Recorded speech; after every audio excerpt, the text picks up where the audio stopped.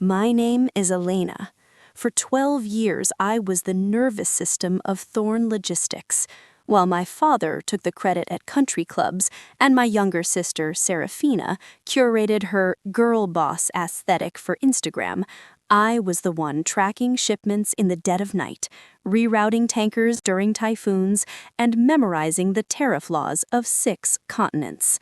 I didn't mind the shadows. I thought the engine room was where the real power lived. But in a family that values the polish over the piston, I was eventually deemed expendable. They thought they were firing a secretary. They didn't realize they were pulling the master plug on their own survival. Now, the lights are flickering, the gears are grinding to a halt, and I'm the only one who knows how to fix a machine that I no longer wish to save. The fluorescent lights of the 14th floor always had a slight, rhythmic hum, a sound that usually synchronized with the steady tapping of my keyboard. But today, the hum felt like a warning. I sat at my desk, surrounded by 3 monitors flashing real-time logistics data. To my left, a stack of customs manifestos that needed urgent filing. To my right, the chaotic schedule for our European fleet that Serafina had managed into a complete disaster. I had been up since 4 a.m. fixing her mistakes before the board meeting, a task that had become as routine as my morning espresso. The door to the executive suite swung open, and Serafina stepped out, looking every bit the vice president. Her suit was a crisp ivory white, impractical for a logistics hub, but perfect for the photographer currently following her. "Elena, darling," she said, not looking at me but adjusting her pose for the lens. "Did you finish the quarterly projections? I need them for the press release. The headline is Serafina Thorn, the new face of global freight." I said, rubbing my temples, "They're on your desk, Serafina, along with the correction for the Rotterdam delay. If we don't reroute the Singapore vessels by noon, the port fees will eat our entire margin for the month." "Details, details." She waved a manicured hand dismissively. "That's why we have you. You're so good with the little numbers." An hour later, I was called into my father's office. He was standing by the window, looking over the shipping yards. He didn't turn around when I entered. "Elena," he began, his voice heavy with a rehearsed gravity, "we've been reviewing the logs for the Baltic contract. There was a discrepancy in the fuel surcharges, a $300,000 error. Serafina brought it to my attention this morning." My heart went cold. "Father, I flagged that surcharge 3 weeks ago. Serafina signed off on the original quote without the adjustment. I have the email trail." "Actually," Serafina's voice came from the leather armchair in the corner. She held up a tablet. "The system shows the final entry was made from your terminal, Elena, under your private encryption key. It looks like a very convenient oversight." I looked at the screen. It was a digital ghost, a backdated entry that I knew I hadn't made. I realized then that this wasn't an error. It was an execution. "Are you firing me over a data entry that was tampered with?" I asked, looking from my sister's smirk to my father's back. "It's about the optics, Elena." My father finally turned, his expression one of tired disappointment. "We're going public next year. We can't have a lead analyst who makes rookie mistakes. Serafina is right. The company needs a fresh image, a streamlined leadership. Your intensity, it's become a liability. We need someone who looks like a leader, not someone who spends 18 hours a day hiding in a cubicle." "I hide in the cubicle because I'm doing her job and yours," I said, the words sharp and unfiltered for the first time in a decade. "That's enough," my father snapped. Pack your things. Security will escort you out. We've already wiped your access. Consider your severance a gift for your years of service." I didn't cry. I didn't plead. I stood up, straightened my blazer, and walked out.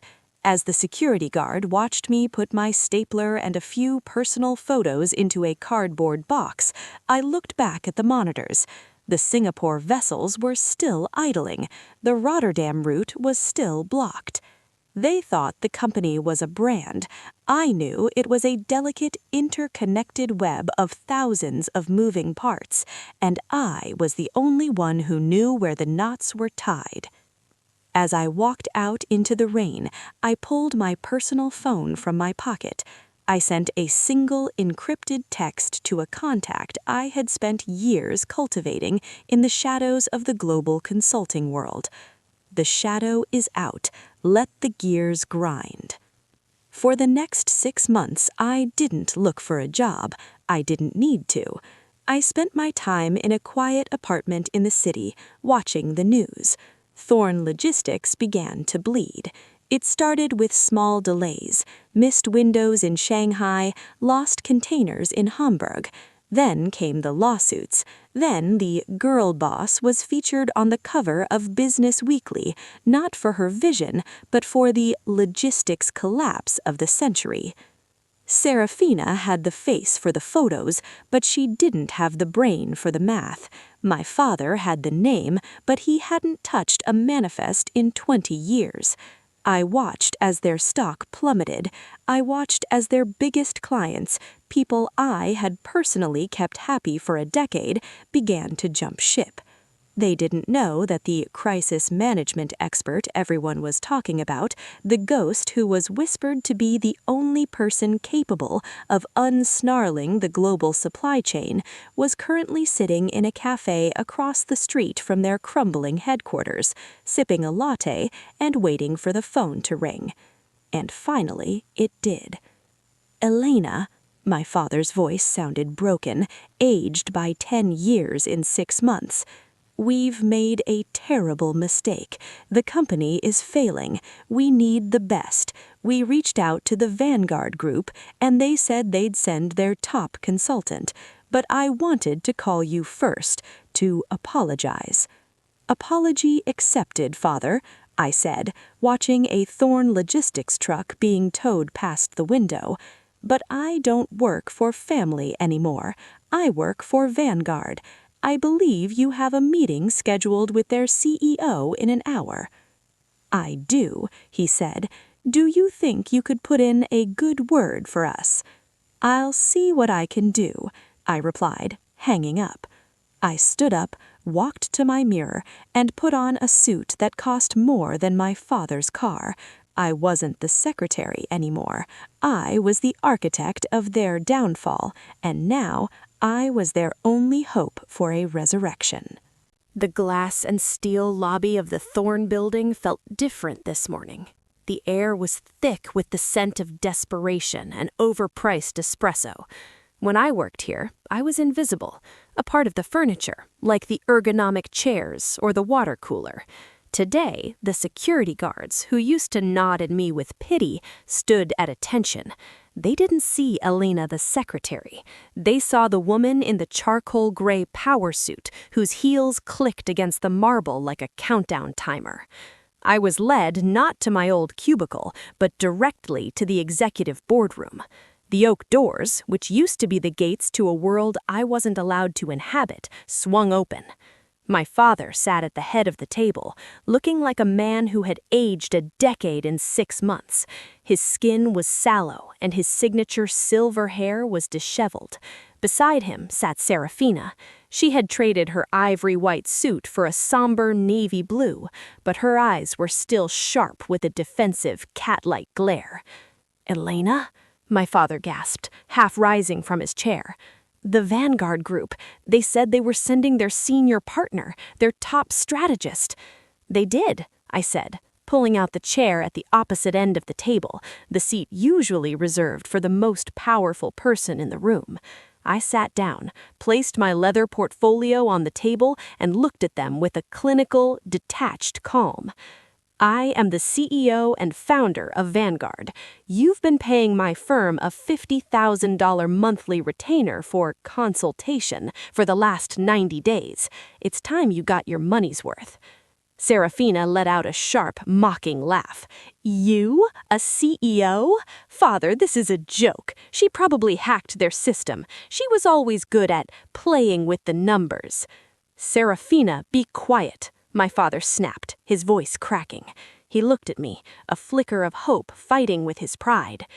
"Elena, the Singapore Port Authority is threatening to seize our fleet. The Rotterdam bottleneck has frozen 40% of our liquid assets. We're 48 hours away from a total logistical blackout. Please tell me you have the solution." "I have the solution, Father." I opened my portfolio to show a map of the global supply chain lit up with red icons. "But Vanguard doesn't work for free, and we don't work for people who don't follow our protocols. Here are my terms for the Thorn Resurrection Project." I slid a single sheet of paper across the polished wood. Term 1, my voice steady. Serafina Thorn is stripped of all executive powers, effective immediately. Her office is to be vacated by noon. She is banned from the building. "What?" Serafina screamed, slamming her hand on the table. "Father, you can't let her do this. This is personal. It's revenge." "It's math, Serafina," I countered, not even looking at her. "Your girl boss branding cost this company 3 major contracts because you didn't understand the difference between a fuel surcharge and a port tariff. You are a liability. I don't work with liabilities." Term 2, I continued, ignoring her outburst. "A full internal audit of the Baltic contract data. I want a signed confession from the IT manager who helped you backdate those entries to frame me. If that confession isn't on my desk by sunset, I walk, and Vanguard initiates a short sell on your remaining stock." My father's hand was shaking as he reached for the paper. "Elena, this is extreme. Think of the family name." "The family name is currently synonymous with incompetence, Father. I'm the only one trying to change that." Term 3, I want 51% of the voting shares of Thorn Logistics. I don't want to be vice president. I want to be the chairwoman. You can stay as a figurehead, but the engine room belongs to me." "You're insane," Serafina hissed, her face contorted with rage. "You think you can just walk in here and take everything?" "I'm not taking anything, Serafina," I said, standing up. "I'm buying what you broke. You have 10 minutes to decide. My team is waiting in the lobby. If I walk out those doors without a signature, the Singapore authorities will move in by midnight, and Thorn Logistics will be a memory by the time the markets open on Monday." I walked to the window, looking down at the shipping yard. A fleet of trucks stood idle, their drivers leaning against the cabs, waiting for a signal that never came. The silence of the company was deafening. "Father," Serafina pleaded, "don't listen to her. We can find someone else. We can call the bank." "The bank won't even take my calls, Serafina," my father roared, finally turning his fury on her.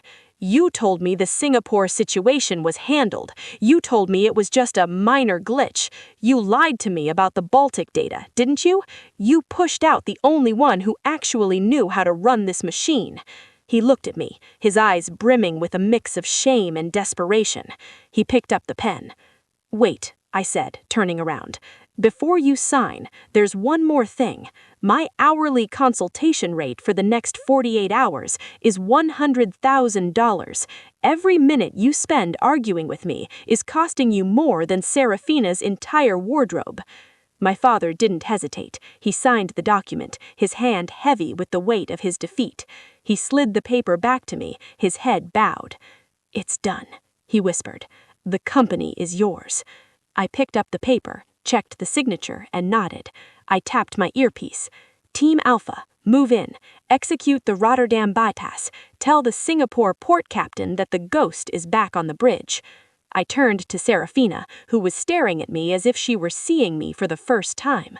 The photographer who usually followed her was nowhere to be found. "You have 9 minutes left to pack your office, Serafina." I walked towards the head of the table. "And don't bother taking the Girl Boss plaque. I've already ordered the janitor to toss it in the shredder." I sat down in my father's chair.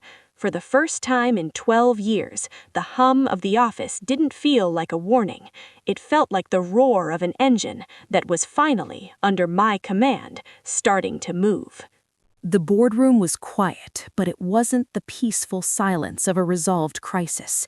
It was the heavy, suffocating stillness that precedes a structural collapse. Serafina had been escorted out by security 10 minutes ago, her screams of family betrayal still echoing faintly in the hallway. My father sat at the far end of the table, a broken man staring at a signed document that had stripped him of his empire. "Elena," he whispered, his voice cracking, "now that you have what you wanted, the shares, the chair, can you stop the Singapore seizure? Can you save us?" "I'm not saving us, Father," I said, my fingers flying across the keys of my encrypted laptop. "I'm saving the assets. There's a difference." As I dove into the deep architecture of the company's server, access I hadn't had for months, I realized the Rotterdam bottleneck wasn't just a logistical error, it was a smokescreen. The more I peeled back the layers of the Baltic contract, the more the numbers began to bleed. "Father," I said, my eyes fixed on a series of rapid-fire wire transfers to a shell company in the Cayman Islands, "who is Aegis Maritime? They've been receiving 6-figure consultation fees every Friday for the last 4 months, signed off by Serafina, but authorized with your digital stamp." My father looked up, confusion clouding his weary eyes. "Aegis? Serafina said they were a subsidiary of the Port Authority, a necessary expense to keep the slots open in the North Sea. She said it was the only way to stay competitive." "They aren't a subsidiary, Father," I said, turning the monitor toward him. The red lines of the cash flow were unmistakable. "They're a drain. Serafina wasn't just incompetent, she was stealing. She was siphoning the company's liquidity into an offshore account while the fleet sat idling because we couldn't afford the fuel surcharges. She didn't just break the engine, she was selling the parts for scrap." The color drained from his face. She wouldn't. She's a thorn. She loves this lifestyle." "She loves the lifestyle, but she hated the work," I countered. "She knew the company was heading for a correction, and she decided to jump ship with a golden parachute made of stolen capital. And here's the worst part. She linked the Aegis accounts to the Baltic shipping manifests. If the auditors find this, and they will once the Singapore authorities board those ships, it won't look like embezzlement. It will look like international money laundering, under your name." The realization hit him like a physical blow. He slumped back into his chair, the weight of his misplaced trust finally crushing his spirit. "They'll take everything, not just the company, the house, the name. I'll die in a federal cell." "Only if I let them," I said. For a moment, I considered it. I could simply walk away. I had my 51%. I had my reputation as the CEO of Vanguard. I could let Thorn Logistics burn, let the feds haul my father and sister away, and build a new empire from the ashes. It would be the ultimate revenge for 12 years of being the invisible secretary. But then I saw the map of the Singapore harbor. 3,000 crew members were on those ships, real people with families, stuck in a legal limbo because of my sister's greed. The little numbers I managed weren't just digits on a screen, they were lives. "Team Alpha," I spoke into my headset, my voice turning to ice. "New objective. We're not just rerouting the Rotterdam fleet. We're initiating a burn-back protocol on the Baltic ledger. I need the forensic trail of Aegis Maritime traced to its source within the hour. And contact the Singapore port captain. Tell him we're making a full voluntary disclosure of accounting irregularities before his team boards." "Elena, what are you doing?" my father gasped. "A voluntary disclosure? You're inviting the authorities in." I'm controlling the narrative, Father, my eyes glowing with the reflected light of the monitors. If we tell them first, we're the victims of a rogue executive. If they find it themselves, we're co-conspirators. I'm cutting the gangrene out afore it reaches the heart. The next 3 hours were a blur of high-stakes digital warfare. I watched as my team bypassed the encryptions Serafina had paid a black-hat hacker to install. Every time a firewall went up, I remembered a night I had spent in my cubicle working for a sister who was out at a gala.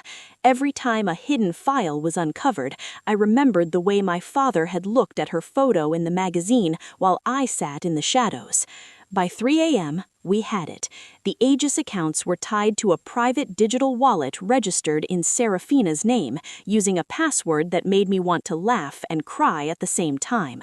Golden Child 1. I have the proof, I said, looking at the clock. The Singapore authorities have accepted the disclosure. The seizure is stayed. The fleet is moving. You saved it, my father breathed, tears of relief streaming down his face. You saved the Thorn name.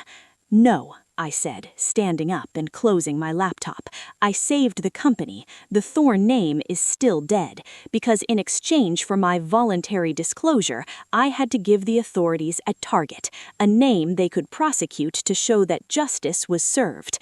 The door to the boardroom opened. It wasn't my team. It was 2 agents from the Financial Crimes Unit.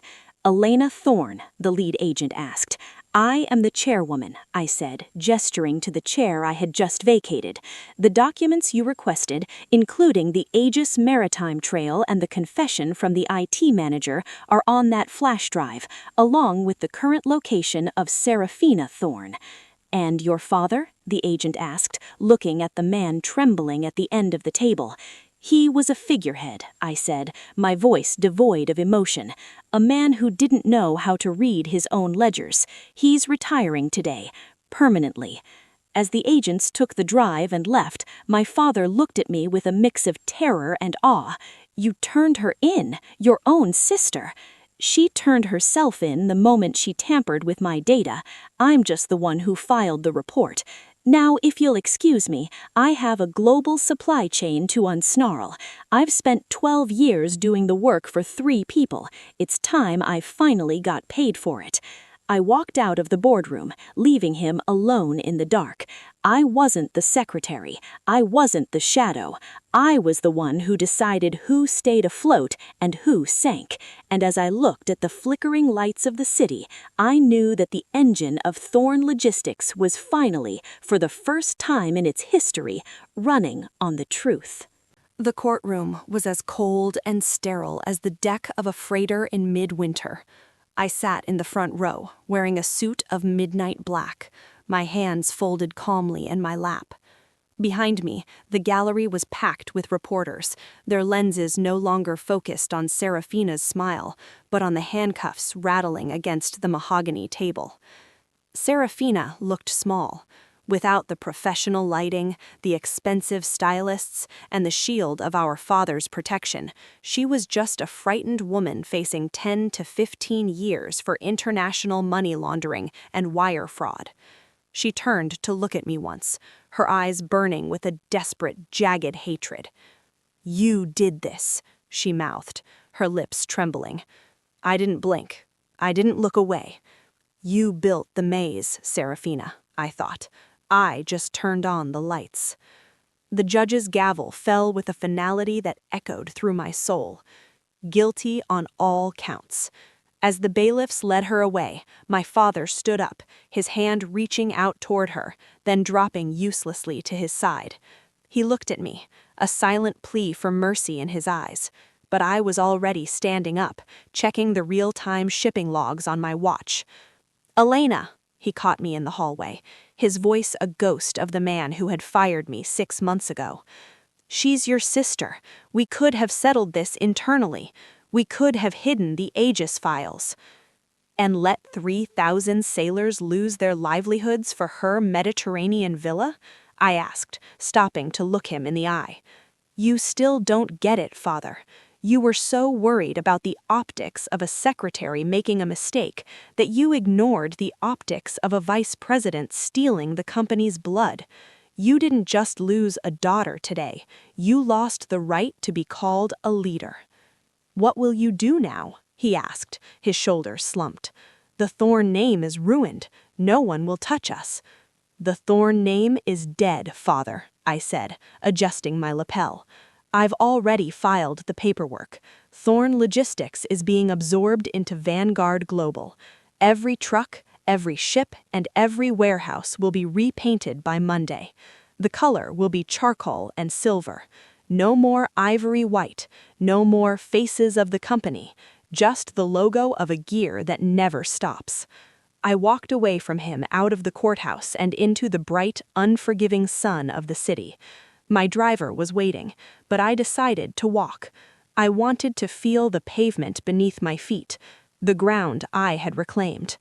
6 months later, the transformation was complete.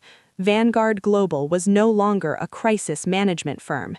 It was the largest private logistics network in the hemisphere. I sat in my new office on the top floor, not the 14th, but the 50th. The walls were glass, offering a 360-degree view of the harbor, where my ships were moving with the precision of a Swiss watch. The intercom buzzed. "Chairwoman, the delegation from the Singapore Port Authority is here. They want to discuss the new automated terminal contract." "Send them in," I said.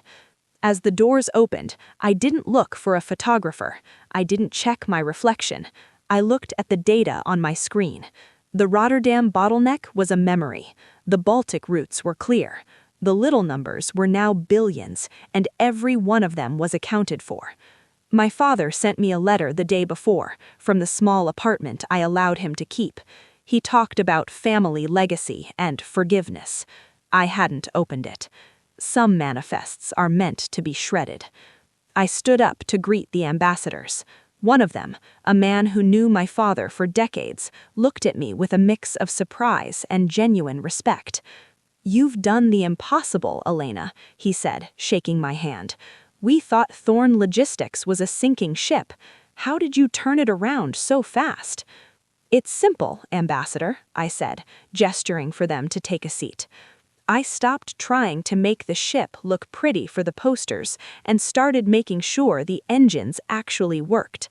I spent 12 years learning where every bolt was placed. You can't sink a ship when the captain knows every leak before it happens. We spent the next 4 hours in deep negotiation. I didn't need a script. I didn't need a PR team. I knew the tariffs, the tides, and the fuel costs better than anyone in the room. By the time they left, Vanguard had secured the exclusive rights to the Pacific corridor. I sat back in my chair, the city lights beginning to flicker to life below me. The rhythmic hum of the building, the one that used to sound like a warning, now sounded like a victory. I pulled a small framed photo from my desk drawer. It wasn't of my family. It was a photo of me, 12 years ago, sitting in my first cubicle, tired and overlooked, but with a pen in my hand and a map in front of me. "We made it," I whispered to the girl in the photo. I wasn't the secretary of their destiny anymore. I was the architect of my own. I looked out at the harbor, at the ships moving silently across the dark water, and I knew that as long as the world needed to move, I would be the one holding the compass. The shadow was gone. Only the engine remained.